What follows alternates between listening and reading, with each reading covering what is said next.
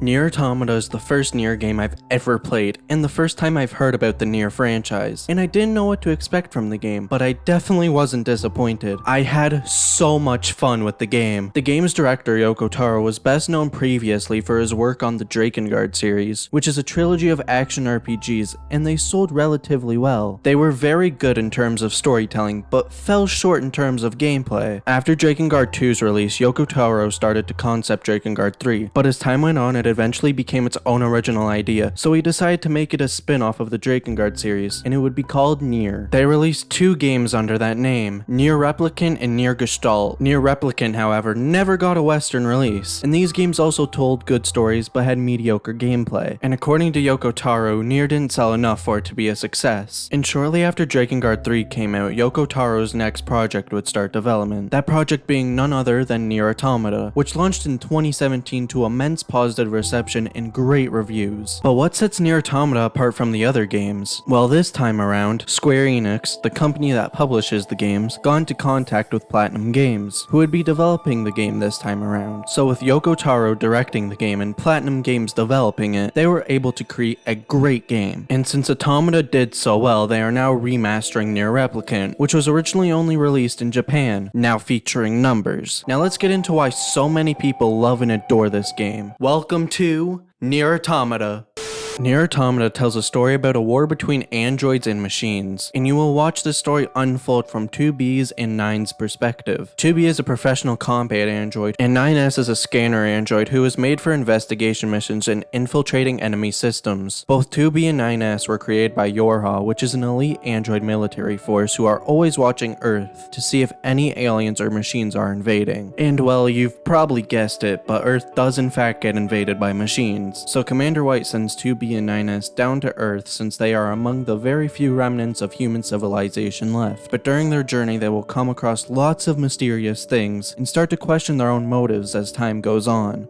Earth is giant with tons of unique set pieces to check out in the open world, and you will explore different areas from a rundown city, a barren desert, a carnival looking area, and a few more. You get to place by running on foot, which is surprisingly effective because you run fast as hell. And certain locations will have access points that you can activate, and you can use them to teleport to different access points you've activated. There are tons of side quests to be found around the open world, but most of the ones I ended up doing were fetch quests or just killing enemies. But they do give you quite a bit of XP and money, so you should probably do them so you're not underleveled throughout the whole game like I was. Just do the side quests and don't be stubborn like me. Your main base of operation on Earth is the Resistance Camp, and you will be able to purchase your weapons, items, and chip storage expansions, which I'll get into a little later. The music is so good, like one of the best soundtracks of all time good. Every song adds so much to every part of the game. Just running around Earth makes you want to cry. And when the music kicks in for an emotional scene, it just adds so much more emotion and makes you want to cry. This shit hits different, man. And to top it all off, all the vocals being sung are in an entirely made up language made for the game, called the Chaos language. And it sounds cool as f. Shout out to Kiichi Okabe and everyone at Studio Monica for producing this absolute masterpiece of a soundtrack.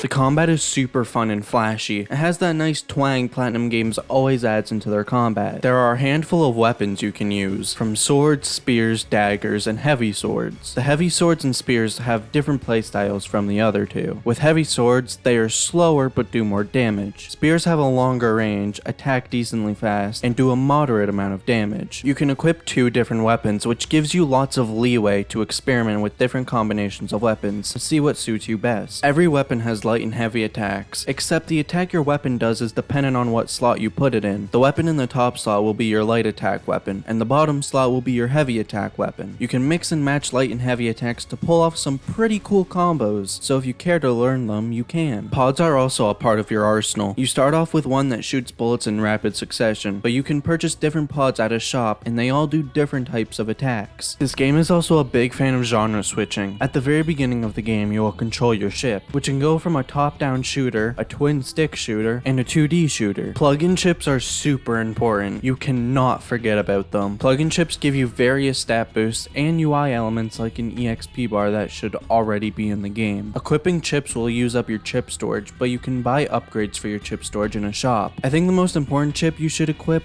whenever you can is the auto heal. It helps out a lot. And also make sure you're buying healing items and keeping a good stock of them, because at some point in the game you will not be able to buy any items.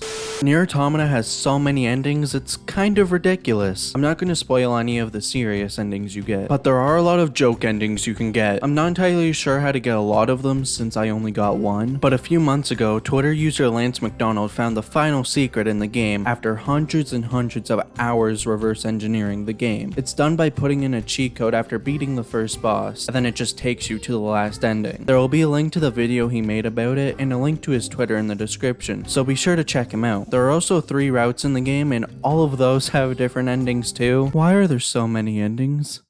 Nier Automata is a game I think everyone should experience because everything about it is beautiful, from the story to the world to the music. Have I mentioned I like this game? I'm glad that I got to play this game without knowing anything, even though I put off playing it for years. Yeah, maybe not my best life decision. I gotta say, now that I've played Nier Automata, I'm now extremely looking forward to playing Nier Replicant at some point down the line. So I'm gonna throw in this real quick update in the video about what's happening with the channel. For the past few months I've been releasing a welcome to every month, but I've decided that going forward I will not be releasing one every month because I want to take my time with them and make sure they're as good as they can possibly be. It'll also help with not getting burnt out of making videos, so I think this is an important change to make. Don't worry, I still plan to keep uploading on my bi-weekly schedule, so nothing is really changing apart from that. Anyway, that's it for me.